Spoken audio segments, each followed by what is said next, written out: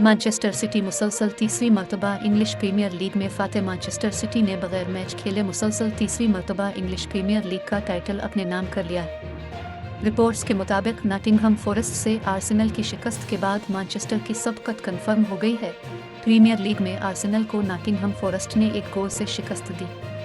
Arsenal को league में बरकरार रहने के लिए कम से कम 1 पॉइंट की ज़रूरत थी, लेकिन उन्हें नॉटिंघम फॉरेस्ट से शिकस्त का सामना करना पड़ा।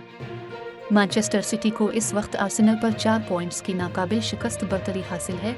मैनचेस्टर सिटी के इस वक्त 85 पॉइंट्स हैं और उन्हें मजीद 3 मैचेस खेलने हैं, जबकि आर्सेनल के 81 पॉइंट्स हैं और उनका 1 मैच बाकी रहता है।